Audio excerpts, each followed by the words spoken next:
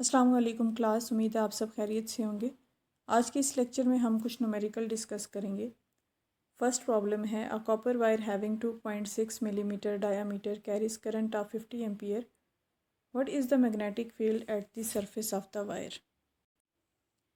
एक copper wire है जिसका डायामीटर 2.6 मिलीमीटर है और इसके अंदर से 50 एम्पियर करंट पास हो रहा है। आपने इस वायर की सरफेस के ऊपर मैग्नेटिक फील्ड की वैल्यू फाइंड आउट करनी है। As we know that B equals to mu naught I over 2 pi R, यानी कि मैग्नेटिक फील्ड फाइंड आउट करने के लिए फार्मूला हमें पता है। इस फार्मूला के अंदर म्यू नॉट जो है वो परमेबिलिटी कांस्टेंट है जिसकी वैल्यू होती है 4 पाई इंटू 10⁻⁻⁷ और करंट की वैल्यू भी गिवन है और डायामीटर है 2.6 मिलीमीटर। तो रेडियस फाइंड आउट करने के लिए हमने D की वैल्यू को 2 पे डिवाइड कर देना है तो रेडियस की वैल्यू आ जाएगी।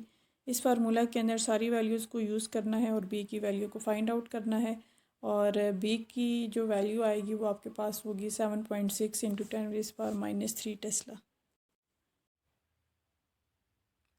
सेकंड प्रॉब्लम है a solenoid has length 1.23 metre and inner diameter 3.55 centimetre.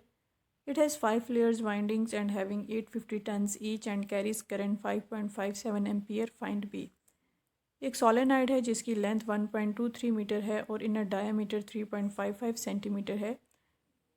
Total layers 5 हैं और हर एक लेयर के ऊपर 850 टन्स हैं जिसके अंदर से 5.57 एम्पियर करंट पास हो रहा है। आपने बी की वैल्यू फाइंड आउट करनी है। तो स्टूडेंट यहाँ पे पहले हम total number of turns find out कर लेते हैं। एक लेयर के ऊपर 850 टन्स हैं तो 5 लेयर के लिए हम क्या करेंगे, 850 को 5 से मल्टीप्लाई करेंगे तो आपके पास वैल्यू आएगी 4250। इसके बाद आपने स्मॉल एन फाइंड आउट कर लेना है, that is total number of turns per unit length. 4250 को आप डिवाइड करोगे 1.23 के ऊपर तो यहाँ से स्मॉल एन की वैल्यू आ जाएगी। फिर आपने मैग्नेटिक फील्ड के लिए जो आपने फार्मूला ड्राइव किया था इन केस ऑफ सोलेनॉइड वो यूज़ करना है, that is B equals to mu naught NI। Mu naught permeability constant है, एन आपने फाइंड आउट कर लिया और करंट की वैल्यू भी गिवन है, दैट इज़ 5.57 एम्पियर। इन वैल्यूज़ को एवेल्यूएट करेंगे तो आपके पास जो B की वैल्यू आएगी that is 0.24 tesla. Student third problem है a solenoid is 1.5 metre long carries a current of 18 ampere. The field inside it is 22.5 milli-Tesla. Find total number of turns of the solenoid. एक solenoid है जिसकी length है 1.5 metre और 18 ampere current pass हो रहा है उस सोलेनॉइड के अंदर से और मैग्नेटिक फील्ड है इस सोलेनॉइड की 22.5 मिली टेस्ला। आपने total number of turns find out करने हैं। तो इसके लिए हमें पता है कि magnetic field due to solenoid is B equals to mu naught NI और यहाँ पे आपने total number of turns find out करने हैं। इसके लिए आपने n को पुट करना है n/l यानी कि total number of turns per unit length और इसके अकॉर्डिंग आपने फार्मूला को अरेंज कर लिया।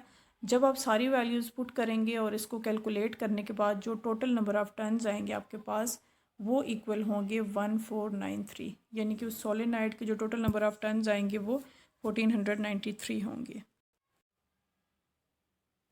स्टूडेंट फोर्थ प्रॉब्लम है an aluminium wire of certain diameter carries a steady current 3.14 ampere. If current density is 25 ampere per centimetre square, what should be the radius of the wire.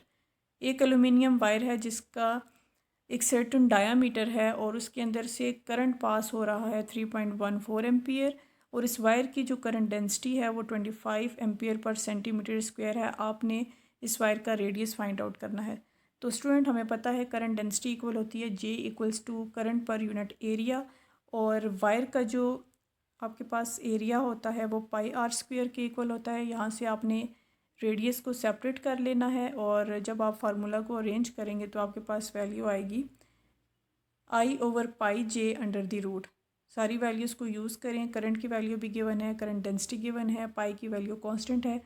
जब आप values use करने के बाद इसको valuate करेंगे तो आपके पास रेडियस आएगा 2 × 10⁻⁻⁴ मीटर।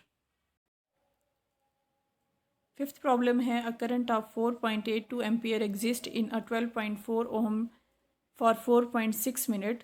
ए पार्ट के अंदर आपने फाइंड आउट करना है हाउ मच चार्ज पास और बी के अंदर how many electrons pass through cross section for this time. एक वायर है और उसका करंट है 4.82 एम्पियर और रेजिस्टेंस गिवन है 12.4 ओम. और टाइम है 4.6 मिनट। तो आपने पहले फाइंड आउट करना है कि टोटल चार्ज कितना पास होगा, और सेकंड में आपने फाइंड आउट करना है कितने नंबर ऑफ़ इलेक्ट्रॉन पास होंगे इस टाइम के अंदर। तो सबसे पहले आपने टाइम को कन्वर्ट कर देना है सेकंड्स में, और 4.6 मिनट्स गिवन है, 1 मिनट के अंदर 60 सेकंड होते हैं। तो आपने 4.6 को 60 से मल्टीप्लाई कर लेना है, आपके पास सेकंड्स में टाइम कन्वर्ट हो जाएगा, that is 276 second. A part के अंदर आपने फाइंड आउट करना है चार्ज की वैल्यू, और चार्ज आपके पास होता है Q equals to I T. यहाँ पर हमने इलेक्ट्रिक करंट का फार्मूला यूज़ किया, that is I equals to Q/T। तो यहाँ से आपके पास जो है वो अपने चार्ज के लिए फार्मूला को सेट किया था, Q equals to I T. Current की वैल्यू भी आपके पास गिवन है, दैट इज़ 4.82 एम्पियर, और टाइम भी गिवन है। तो यहाँ से आपने चार्ज फाइंड आउट कर लेना है। नेक्स्ट आपने फाइंड आउट करने हैं नंबर ऑफ़ इलेक्ट्रॉन। तो नंबर ऑफ़ इलेक्ट्रॉन के लिए आपने क्वांटाइजेशन ऑफ चार्ज वाला फार्मूला यूज़ करना है, Q equals to NE। Charge जो आपने फाइंड आउट किया था ए पार्ट के अंदर, वो आपने यूज़ करना है, और चार्ज ऑन सिंगल इलेक्ट्रॉन आपको गिवन है। आपने जब इसके साथ इसको डिवाइड करना है चार्ज ऑन इलेक्ट्रॉन के ऊपर, तो आपके पास टोटल नंबर ऑफ़ इलेक्ट्रॉन्स की वैल्यू आ जाएगी, that is 8.31 × 10⁻21 electron. Student 6 problem है, a wire 4 metre long and 6 millimetre diameter has a resistance of 15 milli ohm, potential difference of 23 volt is applied between ends. What is the current density and resistivity? एक wire है जिसकी length 4 metre है और इसका diameter 6 millimetre है और resistance 15 milli ओम है। Potential difference जो अप्लाई किया जा रहा है इस वायर के क्रॉस, दैट इज़ 23 वोल्ट। इसमें आपने फाइंड आउट करना है करंट डेंसिटी और रेजिस्टिविटी। तो स्टूडेंट सबसे पहले आप करंट फाइंड आउट कर लें। करंट आपने फाइंड आउट करना है by using ohm's law, V equals to IR। तो यहाँ से आपके पास करंट की वैल्यू आ जाएगी, I equals to V/R। Values use करेंगे तो करंट की वैल्यू होगी 1533.3 एम्पियर। सेकंड आपने फाइंड आउट करना है current density. Current density equal होता है करंट पर यूनिट एरिया के, और एरिया ऑफ द वायर होता है πr²। स्टूडेंट यहाँ पे जो डेटा गिवन है उसमें आपको डायामीटर गिवन है रेडियस की जगह, तो आपने यहाँ पे r को पुट करना है d/2। तो यहाँ पे πr² है, जब आप यहाँ पे r² करेंगे तो वो हो जाएगा d²/4। तो फार्मूला आपके पास आएगा 4I/πd²। वैल्यूज़ पुट करेंगे तो जो करंट डेंसिटी आएगी वो आपके पास इक्वल होगी 54256,900 ampere per metre square. Third part में आपने फाइंड आउट करनी है रेजिस्टिविटी, और रेजिस्टिविटी इक्वल होती है ρL/A। स्टूडेंट यहाँ पे आपको एरिया गिवन नहीं है, तो इसके लिए आपने क्या करना है, करंट डेंसिटी वाला फार्मूला यूज़ करना है, और एरिया को पुट करना है आपने I/J। तो वैल्यूज़ यूज़ करेंगे और रेजिस्टिविटी की वैल्यू आपने फाइंड आउट कर लेनी है। तो स्टूडेंट आपने ये न्यूमेरिकल एक दफ़ा ज़रूर ट्राई करने हैं। उम्मीद है आपको समझ आ गई होगी। अगर आपको कोई भी कन्फ्यूजन हो तो फिर आप पूछ लें।